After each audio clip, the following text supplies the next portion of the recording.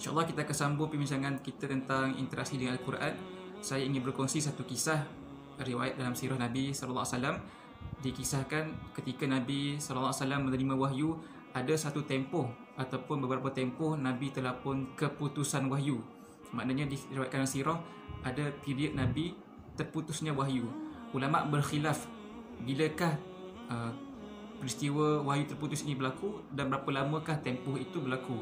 Namun kita tidak akan bincangkan di sini, tetapi kita boleh membuat kesimpulan bahawa di dalam sejarah Nabi SAW menerima Al-Quran, adanya tempoh Nabi itu terputus daripada menerima wahyu daripada Allah Subhanahu Wa Taala, sehingga kan keputusan ataupun peristiwa putusnya wahyu ini menyebabkan Rasulullah SAW berasa sangat sedih, berasa sangat berduka cita kerana beliau mengagak-agak mungkin Allah Subhanahu Wa Taala murka terhadap beliau.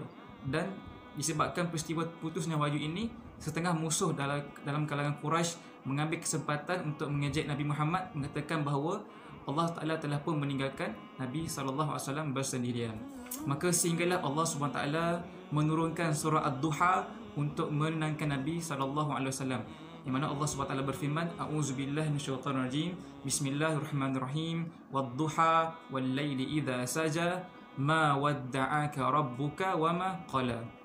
Yang mana dalam ayat ini, dalam surah ini, Allah SWT setelah bersumpah menggunakan makhluknya, iaitu Wad-duha dan wal-laili idza saja, dan Allah berkata kepada Nabi SAW, ma wadda'aka rabbuka wa ma qala, ma wadda'aka, dan tidaklah Allah itu meninggalkan engkau wahai Muhammad. Jadi bila turunnya surah Ad-Duha ini, maka berasa tenang dan lapar Nabi SAW, kerana sebenarnya tanggapan beliau yang merasakan Allah SWT mungkin telah meninggalkan beliau bersendirian itu tidak benar, kerana ia telah pun dibetulkan persepsi itu dengan turunnya surah Ad-Duha ini. So ada satu pelajaran lah yang boleh kita ambil daripada kisah peristiwa wahyu terputus ini, bahawa para Nabi ketika mereka membaca Al-Quran ataupun mereka menerima wahyu, mereka sentiasa tertunggu-tunggu untuk mendapatkan pelajaran dan juga bimbingan daripada wahyu seterusnya. So dalam konteks kita hari ini, kita mestilah menanggapi Al-Quran itu sebagai satu bimbingan dan sentiasa ternanti-nanti untuk kita membaca Al-Quran, kerana Al-Quran ini akan membimbing kita dalam kehidupan kita seharian. Apa yang berlaku hari ini, kita mungkin hanya baca Al-Quran bila ada acara-acara tertentu. Contohnya kita jadikan Al-Quran itu sebagai bacaan-bacaan upacara seperti malam Jumaat, sebelum tidur. Sepatutnya kita kena sentiasa mencari masa, melapangkan masa untuk membaca dan menambahkan masa-masa kita dengan Al-Quran, kerana Al-Quran lah yang akan membimbing kita dalam berhadapan dengan pilihan-pilihan kehidupan, masalah-masalah, ujian-ujian, dan juga pelbagai isu yang kita hadapi sehari-harian kita memerlukan bimbingan Al-Quran.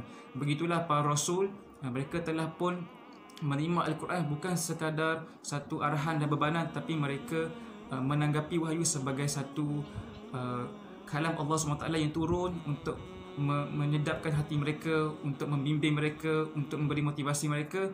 Kerana itulah interaksi mereka dengan Al-Quran itu berjaya, kerana perasaan mereka kepada Al-Quran itu begitu teruja menantikan turunnya wahyu daripada Al-Quran. Jadi semoga kita dapat membetulkan mindset kita, kita sentiasa mewujudkan perasaan keterujaan untuk belajar Al-Quran, mencari-cari peluang untuk belajar Al-Quran, mendengar kuliah-kuliah tentang Al-Quran, dan mungkin kita boleh proceed dengan mengadakan kelas-kelas Al-Quran dan sebagainya. InsyaAllah itu sahaja yang saya boleh kongsi pada pagi ini.